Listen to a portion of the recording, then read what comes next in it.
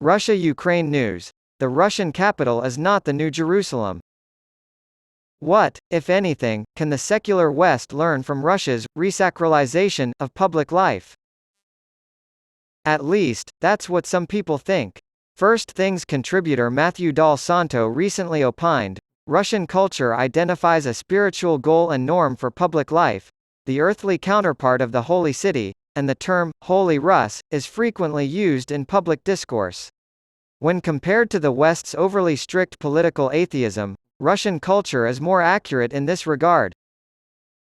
When it comes to Russia's invasion of Ukraine, Dal Santo has no support. Nonetheless, he contends that Ukraine's growing alliance with the West entails growing secularization in contrast to Russia's public revival of orthodoxy. According to him, the West is lacking something that Russia has, a spiritual telos. Noted by Dal Santo, Russia claims its invasion was to save Orthodox civilization from westernization and secularization, symbolized by the rainbow flag flown atop American embassies. Dal Santo acknowledges Putin's cynical exploitation of religion, but concludes that Russian spirituality is superior to Western secularism. Some Americans, understandably alarmed by the pervasive decadence of today, might be persuaded by this argument.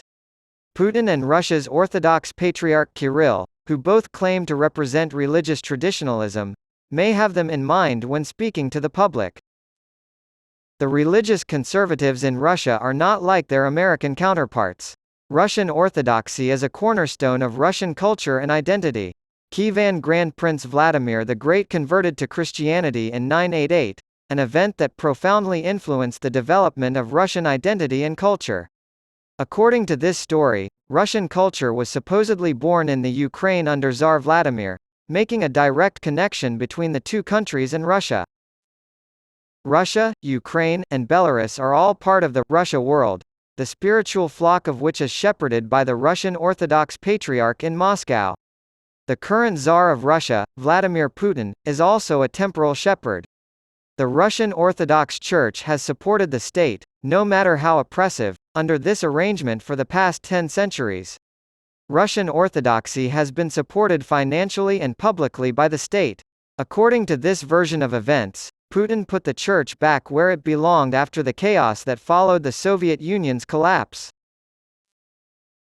As a result of the close relationship between the Russian government and the church, there has been a public revival of orthodoxy, which has been heavily supported and promoted by the government.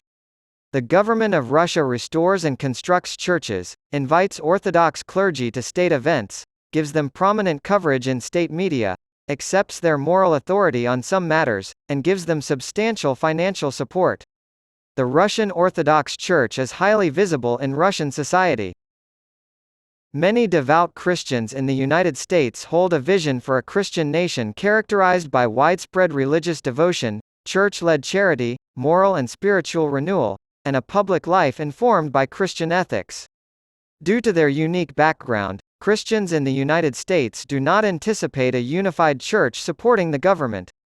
In its place, American Christians would prefer to see spiritual vitality among the many autonomous denominations and congregations that exist in the country without any state support or interference.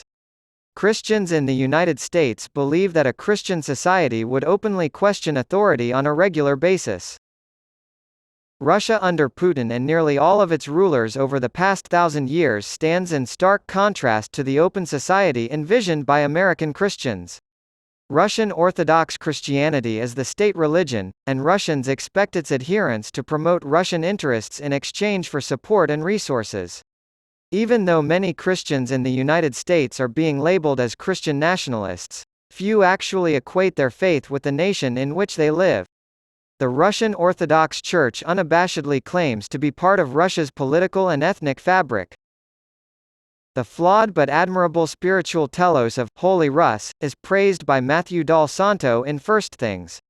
One church is elevated by the state's coercive powers while another church praises the nation and its rulers. Their union is supposed to represent the New Jerusalem. Typical of its long history, Holy Russ, with the support of its top clerics, is currently waging a brutal attack on a neighboring nation under the guise of a religious imperative, all while imprisoning, torturing, and killing domestic regime opponents. This plan is more akin to the Shinto emperor worship of World War II Japan than the Christian faith. Because of their close relationship, the Russian state and church have been enriching themselves at the expense of the country. Churches decorated with elaborate priestcraft dot the landscape, but church attendance is low and rates of private philanthropy and volunteerism are also low. Religiosity is a synonym for political apathy. Let us not be so foolish as to imagine that we have nothing to learn from our adversary, Dal Santo said in conclusion. What Holy Russ exemplifies is everything a Christian nation shouldn't be. Christians in the United States should repudiate the sins of their country and our participation in them. Such an admission of guilt in Russia, on the other hand, is strictly forbidden and carries severe penalties. The Russian capital is not the New Jerusalem.